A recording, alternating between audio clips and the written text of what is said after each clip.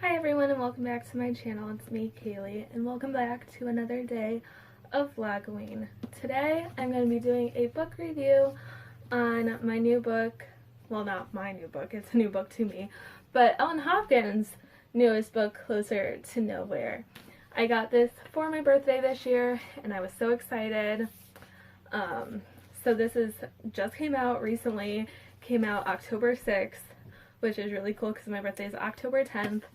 One thing that I love about Ellen Hopkins, which has absolutely nothing to do with the books themselves, but is the fact that a lot of her books seem to come out in early October, perfect in time for my birthday.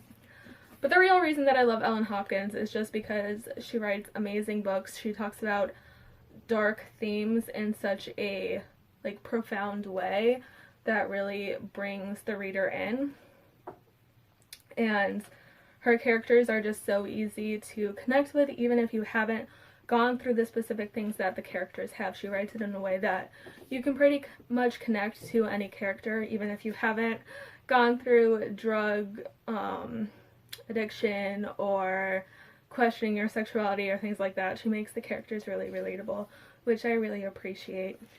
Also, I love that she writes in poem form.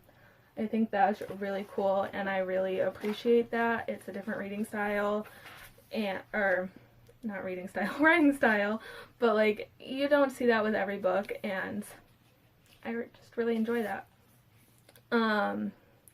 So I'm going to read the description of the book for all of you so you guys can kind of have an idea of what this book is about if you haven't heard about it already, or if you haven't read it, or you don't know anything about Ellen Hopkins.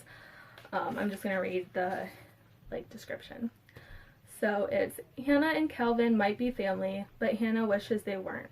Her cousin Cal is a teller of half-truths and tall tales who pranks Hannah constantly, and he seems to be the reason her parents have been fighting more and more.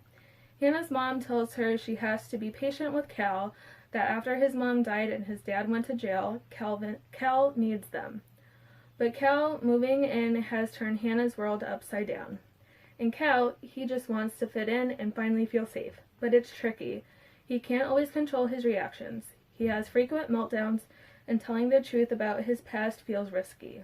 He also misses his mother desperately and worries about the looming threat of his father taking him away from the first real home he's ever had. As tensions build both at home and school, the two cousins will have to find a way to give the other a second chance and hear each other out if they want to heal their family scars. In her first middle grade novel, In Verse, #1 New York Times bestselling author Ellen Hopkins weaves a poignant and universal tale of empathy, family, and understanding as she explores what it means to truly belong. So that's basically a summary of the book. These two cousins have to live together. Cal moves in with his aunt and uncle and his cousin Hannah because his mom dies and his dad is in jail for abuse. And Cal suffers from some mental health issues because of the abuse and everything that he has lived through. So dealing with that and coming to terms with that and learning how to deal with that is a struggle for him, and it's also a struggle for Hannah to understand.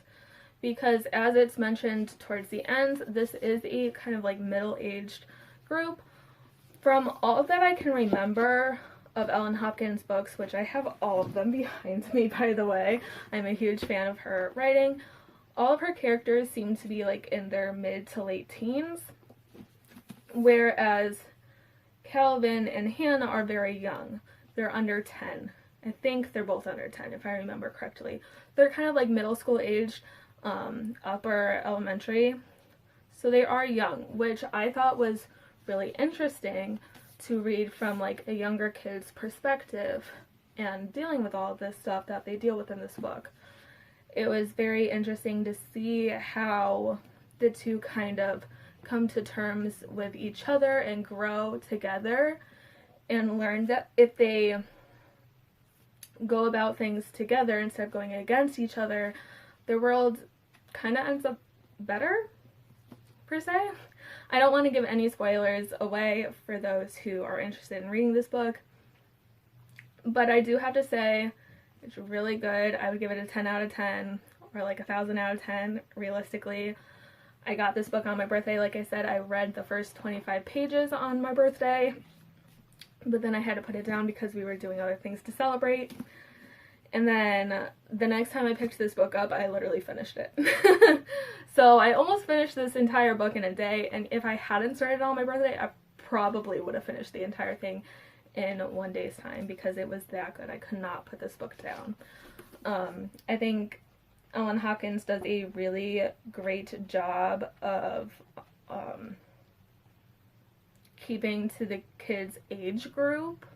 I was very intrigued to see how she went about that when I learned early on in the beginning of the book the age of the main characters, because like I said in her previous books, they're all kind of like in their teens. So writing about like kind of dark themes with a younger age group can be a little tricky, and sometimes it doesn't come out exactly the way that the writer intends. So I was very curious to see how well Ellen Hopkins does that, and I think she did amazing. It's just, honestly, it's a great book. I would definitely recommend you go and check it out. I think it was awesome. If you haven't read any of Ellen Hopkins' books, I definitely recommend all of them. They're great. I haven't read a single one that I didn't like. And I own pretty much all of them, I think. I think I own all of them. And I even have a double of one of them because that's just how crazy I am.